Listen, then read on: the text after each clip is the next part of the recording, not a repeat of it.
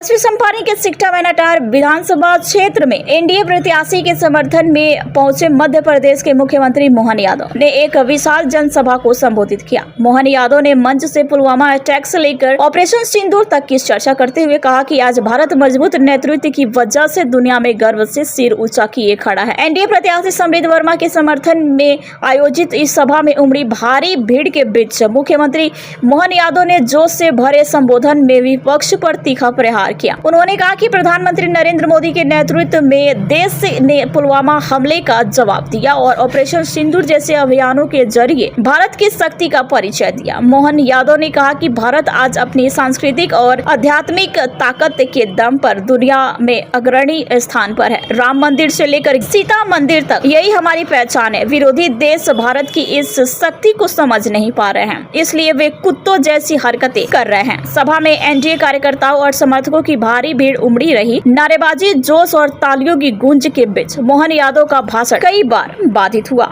प्रत्याशी समृद्ध वर्मा के चुनाव के प्रचार के लिए मैं सभा में आया हूँ।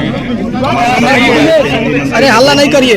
माननीय सांसद संजय जायसवाल जी, हम सब ने मिलकर सभा भी की और जिस प्रकार से रिस्पांस मिल रहा है हमारा युवा मन कैसे समृद्ध वर्मा के प्रति, वाकई वो अद्भुत है। सभा की रंगत बता रही है कि हमारा तीर निशाने पर लगेगा। निश्चित रूप से समृद्ध वर्मा भारी वोटों के साथ यहाँ चंपारण की इस सिकटा विधानसभा को जीतेगा। मेरी अपनी ओर से माननीय एनडीए के मुख्यमंत्री के प्रत्याशी श्रीमान नीतीश कुमार जी के नेतृत्व में एनडीए की सरकार, चिराग पासवान जी, जीतन राम मांझी, उपेंद्र कुशवाहा जी, हम सब मिलकर के भाजपा के साथ पांचों दल ताकत के साथ एनडीए के बलबूते पर फिर सरकार बनाएंगे। अपने सभी व्यवस्थाओं के लिए दिखे तो ठीक, नहीं दिखे तो ठीक, अभी तो अपने बीच में केवल भाव यात्रा है। आज तो आपके बीच चंपारण की धरती पर यह लक्षण दिखाई दे रहा है कि हर हालत में तीर निशाने पे लगने वाला है, कोई रोकने वाला नहीं। अब यहां से निकला तीर, तरकस पे छुड़ा हुआ तीर निश्चित रूप से जीत के निशाने पे लगेगा और लगना भी चाहिए। ये भगवान राम के उस काल के गौरवशाली पृष्ठ को जोर से निकलने वाला जोरदार अभिनंदन करो।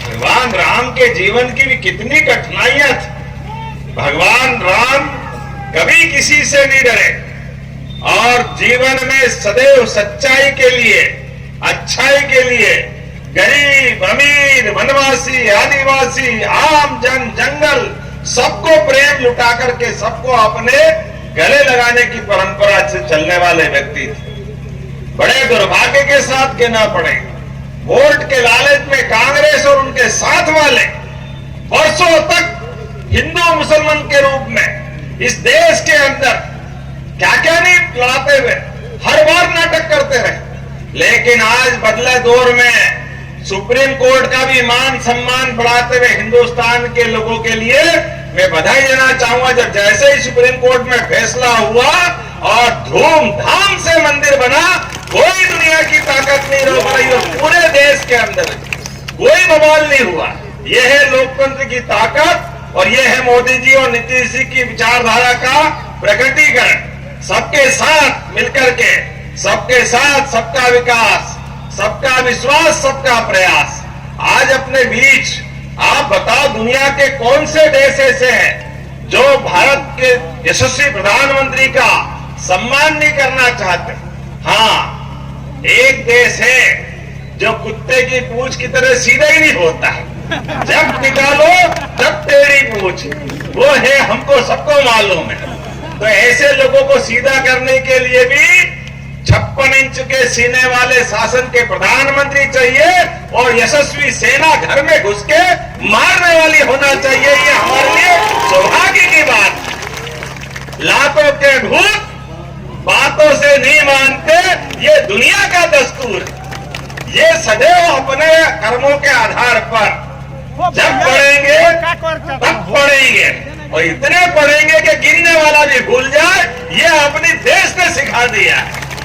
एक बार हो, दो बार हो, हवा के मार्ग से हो, जमीन के मार्ग से हो, अब तो ब्रह्मोस मिसाइल से लोग मिनट में गिनती करते रह गए, लेकिन घर में घुस के जो मारा, तो इसका मतलब हमने अपने देश के लिए ये जो हमारा भाव है, किसी धर्म का अपमान कर, कश्मीर इस देश का हिस्सा है, लेकिन दुर्भाग्य से कांग्रेस ने 47 में 370 लगाकर 40,000 लोगों की हत्या अगर हुई है तो कांग्रेस के सिर माथे पे वो पाप, और यशस्वी प्रधानमंत्री ने 370 हटा के उनको सबको श्रद्धांजलि दी और देश की एकता मजबूत करने का काम किया।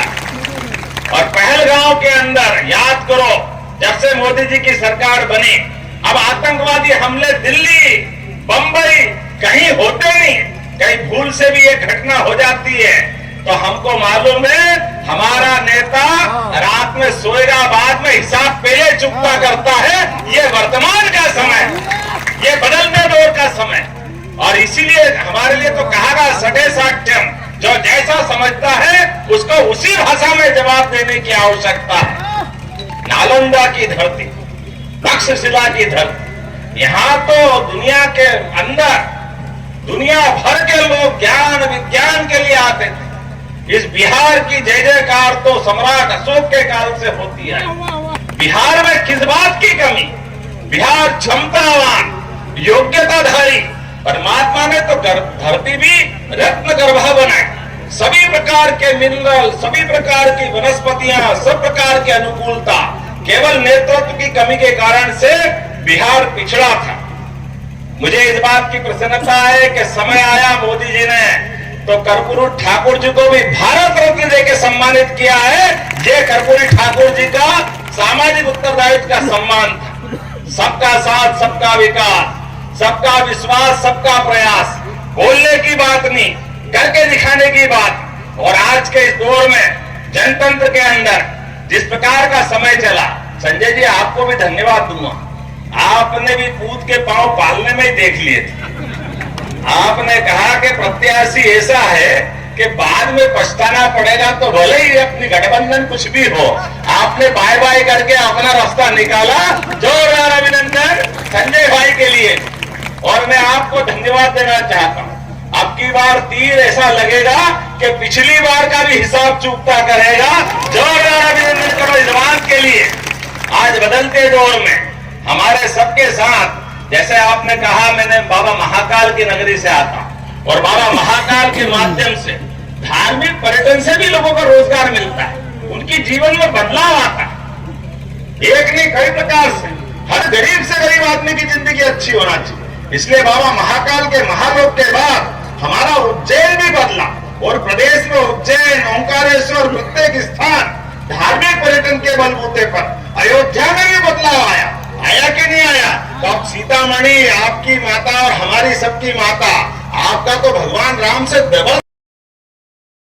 जब हमारे जैसे व्यक्ति को, भगवान कृष्ण के उस कुलवंश में से निकले हुए किसी व्यक्ति को भी, अगर आज मेरे परिवार में कोई विधायक नहीं, कोई सांसद नहीं, मंत्री का तो सवाल ही नहीं, इस देश के 5वें नंबर के सबसे बड़े राज्य का मौका अगर किसी ने दिया तो माननीय मोदी जी की पार्टी ने दिया। जोरदार अभिनंदन नीतीश जी के पार्टी के साथ वालों ने दिया।